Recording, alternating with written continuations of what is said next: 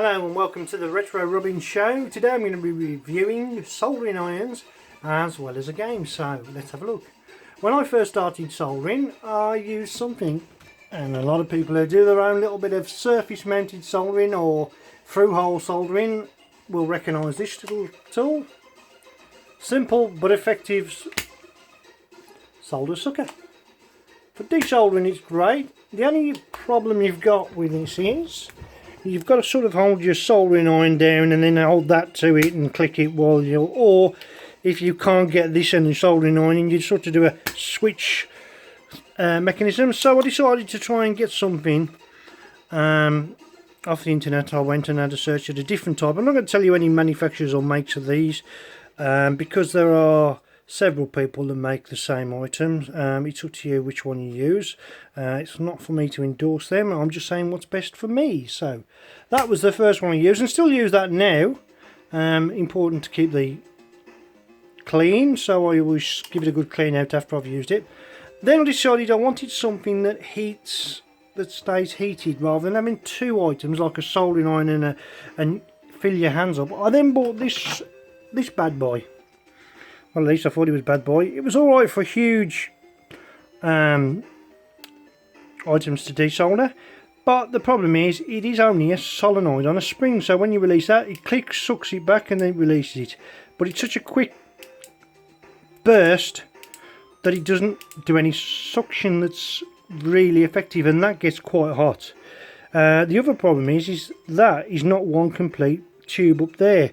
Obviously you got the heating in it, but there's a gap between them, which has to be so as you can take that off. You unscrew that there, you take that off, then you twist that off to clean out the old solder.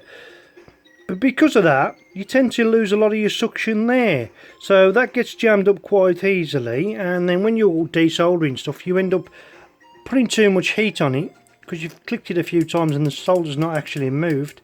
So I don't really rate that. It's well built, it's quite sturdy, but it isn't that great. So then I got myself the proper tool after I got told off for lifting a few tracks. The mighty desoldering station. I bought this for around about £38 to £39. I got it quite cheap, there it is. And the good thing about that, it's got a constant suction all the way through. You pull the trigger, it sucks constantly, pulls it through there. Keep that nozzle clean, you've got to constantly shove like, I'll show you what I've got to do. This device there, plunges that into there, pushes that down, pushes any used solder out, so you've got a constant clean. The only difficulty with this one is because that's made of glass and you're meant to be able to take that off and give it a good clean out using this switch there, which releases the mechanism backwards. You then should be able to basically lift that out, but unfortunately this one I've got here, it gets quite stuck and I don't want to break that, so the way I do it is I literally undo all these screws, take it apart, take the glass out, clean it out, put it all back together and I screw it back together. I don't mind doing that because it doesn't need to be cleaned out that often. And then finally I bought this bad boy and I'm quite impressed with this, to be fair. One solid tube so you don't lose suction there. It's a heating element, obviously wired, but it's basically that is one of them inside there, but that stays hot. It's only around about 30 watt, but what you do is you let it get hot, and when it gets hot it's a cracking little device. It's got good suction on it, look. I mean, if I press the button here, see that? I've covered that with my finger and it's pretty effective to use. So yeah, I recommend these are quite good, especially if you don't want to be using this bulky device there.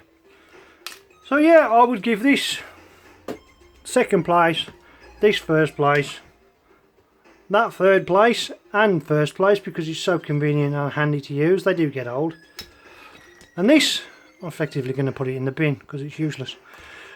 Anyway, without any further ado, let's adjust the camera. Let's review a small game today, which is what I like to do mainly.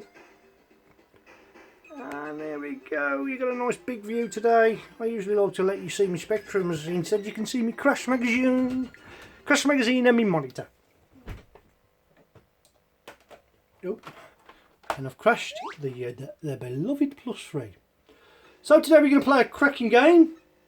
A real classic. It's an unusual way of loading. It's called Glass. Quicksilver.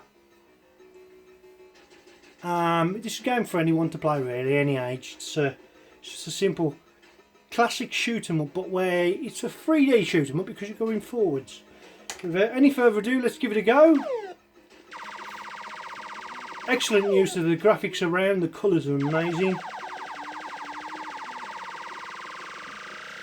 The first levels are pretty simple. You're just taking up, just being on target. You get a little alert sign, and then you shoot them.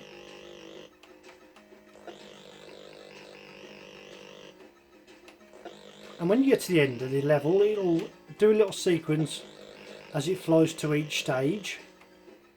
Oh, I missed him. Don't know how many of these you have to get, but I just shoot as many. I don't think there's a set number. I just think it's more of a time. You have to survive the time. See the time going down there? When the time goes to red, obviously, so you took a bit of my shield out of me that time because you got too close and activated them. You get this little sequence before you get to the next level, and then this is basically reminds me of that 3D bike game, and I forgot, 3D bike duel or something, but oh, I can't remember the name of it. But yeah, you get this, and of course it suffers with British weather afterwards because you get lightning, and and it gets quite fast and quite hard. Obviously, each time you hit it, you lose a bit of your shield, which I'm trying to avoid just to get to another level. I've lost a life, haven't I? And any minute now. I've got a little bit more time to go yet. You can't keep going right, eventually you hit something, so you do have to sort of wiggle left and right. You know what I mean? Just in the nick of time I was about to hit something and lose a bit more shield there. You can challenge your mates to this. These are quite hard to hit because they bounce around like that mad. I just keep your finger on the fire button and wobble left and right quite quickly. You have to hit them several times as well.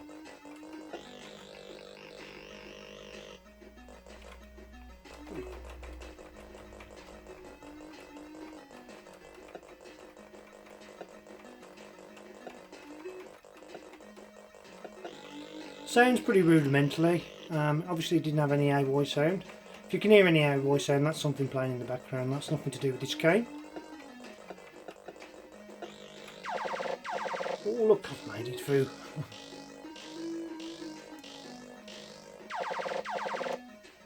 And then you've got these like walking type alien spacemen. You have to hit them several times.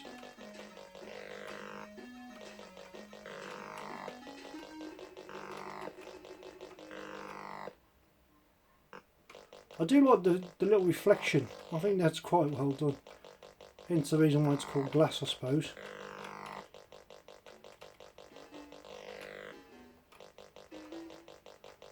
The good thing about it, they are pretty predictable in the way that they move, so once you get the one type of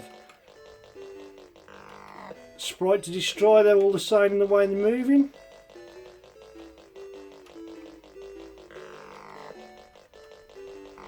And this is glass. So if you haven't played it, give it a go, you might enjoy it. It's got quite good playability. I'll give it a rating of 7.5 out of 10 because it's got an excellent loading sequence. I think Jasper's another one that loads the sequence the same. It's rather unusual to say the least. And you get another level, and so on and so forth, different aliens as you get further in it. But yep, that is glass. I'm glad you could join me. Hope you can join me for a few more. If you enjoyed this, please hit the subscribe button, and I will definitely do more videos reviewing different stuff. Any news that may be breaking that you might have missed, I'll go over. And yeah, that's the Retro Robin Show, and I'm glad you could join me, and I'll see you again. And thank you very much. Bye bye.